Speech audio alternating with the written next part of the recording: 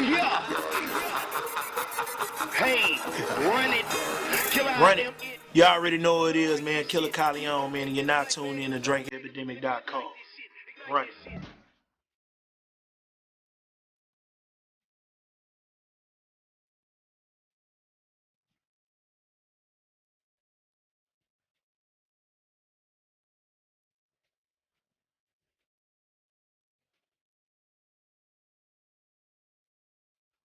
Pretty much, man, you know, I'm from dead end South Park.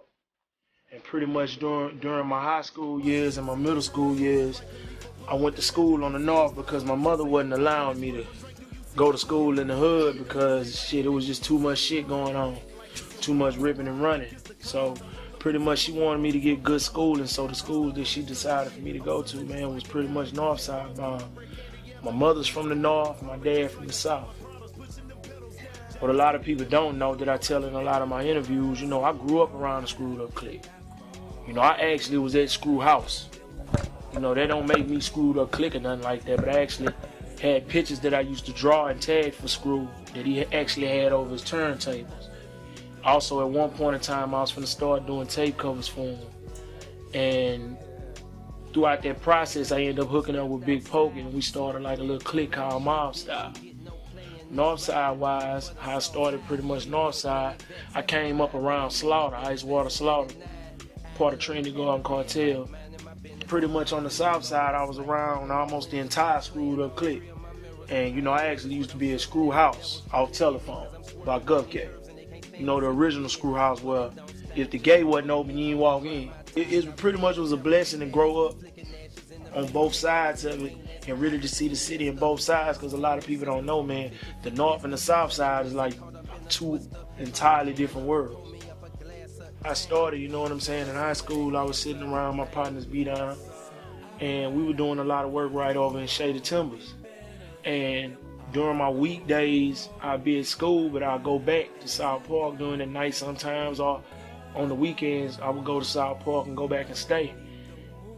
I'd be on the south side during the weekends, and I'd be hooking up with everybody then, and when I get during the week, I'd be doing a lot of my work on the north side.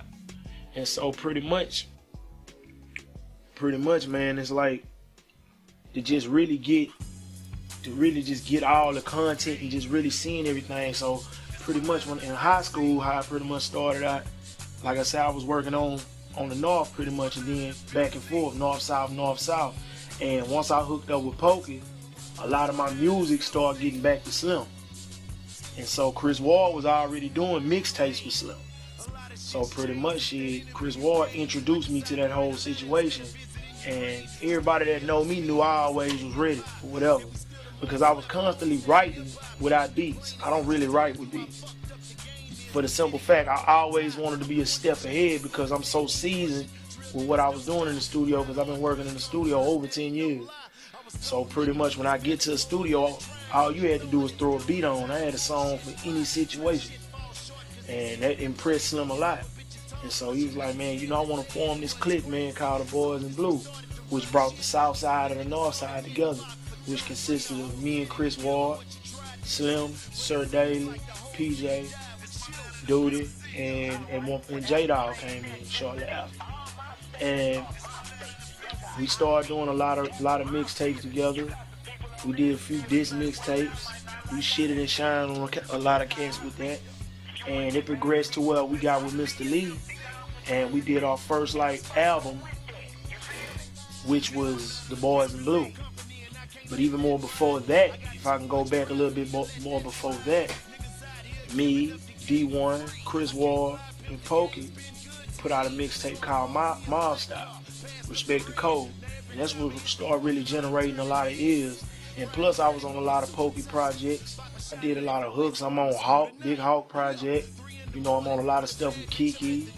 You know, so pretty much my track record and my resume, bro, it pretty much speaks for itself, bro. I done pretty much worked with any and everybody in the city. And that's pretty much how that went, bro. The thing about me, I was the type of cat, I think so much that half the time, I know once I write it once, I already knew it. See, a lot of guys be with that bullshit about they don't need no pen, no pad. That shit don't justify nothing to me. Because when you get in the studio, a lot of cats that be no pen, no pad, they be in them 6, 7, 8 hour long sessions. See, me, the reason why I stayed ready, because I ain't have to get ready. Time was money with me. I used to have to buy studio time. So my thing was, I'm going to go do homework, and when it's time to hit the studio, I'm cock loaded and prepared. And plus, it just looked way more professional to me. If I'm finna sit in here with an engineer, I pretty much know what I want to hear, how I want to hear it. And when I come in there to record, I'm so professional. I'm knocking out so many records within that hour. I book an hour. An hour back then was pretty high. Anywhere from $50 to $75, $85. So my thing is, shit, being that I was in the streets, but still money would be low sometimes, I'll fuck around and say, I'm going to do an hour. I do 5 or 6 records in an hour. In and out, you know what I'm saying? And my thing was, when anytime I do features or writing for other people, or even though if say for instance Poker Hawk or somebody had a record, they send me a beat, boom, I already got a record, I already got a verse for it, because I didn't want to never get left off songs. So I was always I'm always be ready for when boys got songs, and when it's time to hit the lab, I'm already ready to go, bro. And that's pretty much what trained me to be the lyricist that I am, because coming up from that background, bro, like it was a blessing to learn from everybody else's mistakes and to see how everybody else do it. Experience the best teacher, man. And just to see from the best, bro, I actually was blessed to learn and see from the greatest. Fat Pat wasn't nothing but around the corner. Fat Pat and Hawk. You know what I'm saying?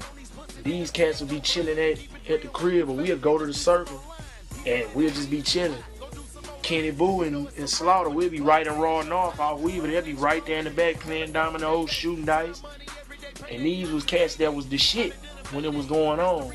And to actually be in the studio with a lot of these cats and seeing how they work and they work ethic, my thing was, man, ain't nothing better than a good rapper. What make you a great rapper is a great work ethic. And your work ethic pretty much speaks for your raps. And look at Pop, Catalog, and Pepper. Great work ethic. You know what I'm saying? And when I leave, bro, that's how I want to be remembered. Like, my work ethic was just as great, and I had enough material, but I always stayed ready, so I ain't got to get ready.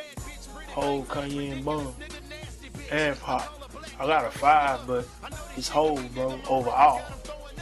Cause see, back when I was coming up, and when I listened to records, man, I was a dude that my catalog of music and shit I listened to, I felt like boys on the East was talking so much shit. That was the type of rap I liked.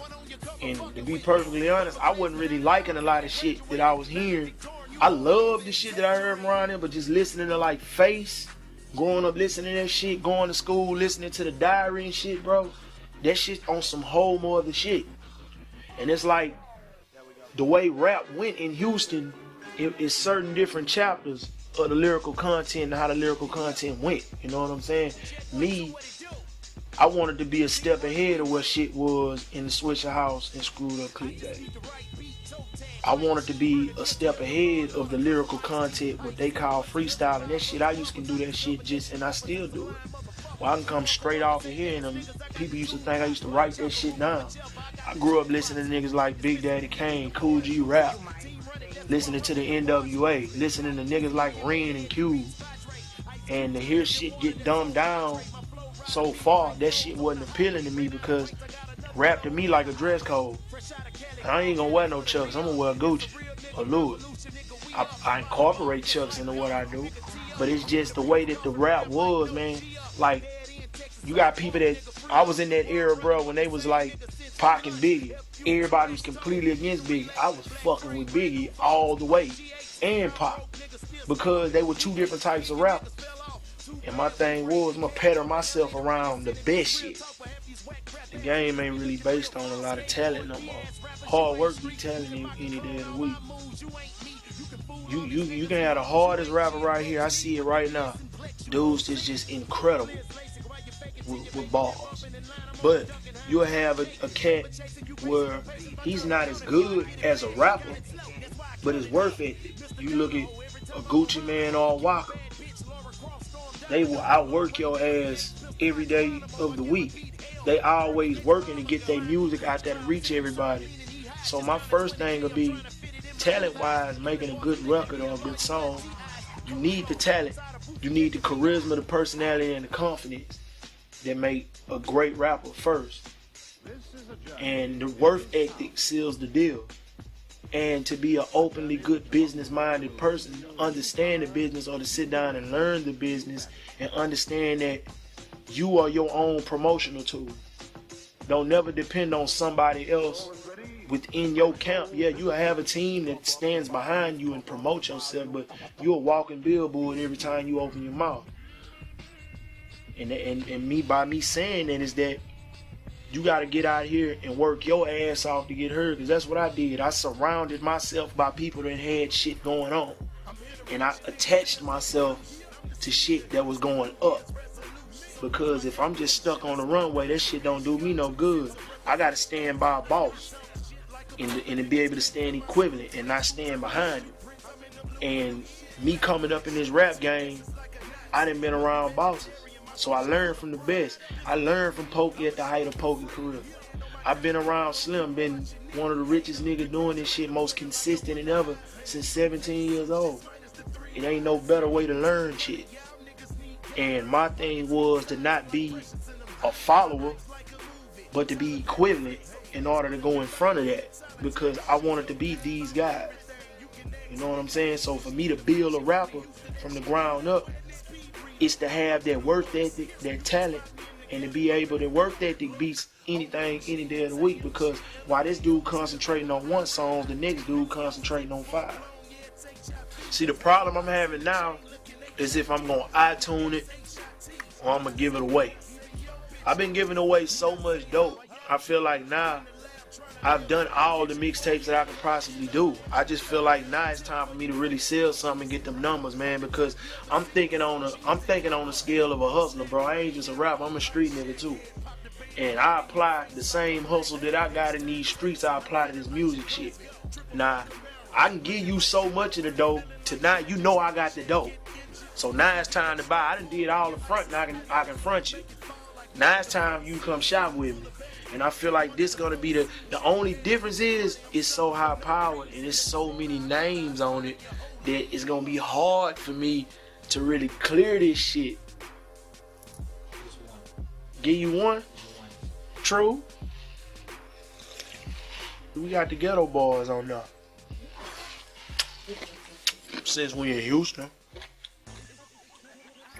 Old Uncle Face and old Uncle Willie. Nobody else has done it. So, you know, just be prepared for some of the best music possible. I wasn't shooting for no radio. I was shooting on particularly, this is a culturally based album. See, everybody that know me know that I've been putting out the material that speaks for my city and my culture. Everybody that know me. And it's like now, it's really a spit in the face to me, because they said like when we came, we had our time in 06. Nah, our time been since 06. Because I'm hearing everybody come out here, chill, come to our clubs, hear our shit out, and taking this shit and run. The realest individual living life, team running, living legend. And how do you come up with that? Trill. I got a documentary coming out along with the album, shot by my right hand and my cameraman and my director, David Stunts. We actually went to Port Arthur and went and got the dude that made the word trill. True and real. Where the word come from. So it's gonna fuck y'all up, man. We really went and dug into the roots to symbolize what it means, and what I took my acronyms, and being that it's a Texas thing, I applied my twist to it. I got the blessing in order to call it that from Bun. Mama C, Pimp C White. Pimp was also a good friend of ours. So my first one out the gate, even if it ain't signed, I'm gonna do this album completely for Houston. Bodies hit the flow, I kill this shit like drowning pool. My paint so wet sitting in that slab, I make this drowning look so cool. Whenever you ready, because it got juice up. I mean, I'm good with this shit, bro. I'm going to give it to you just like I dished it out.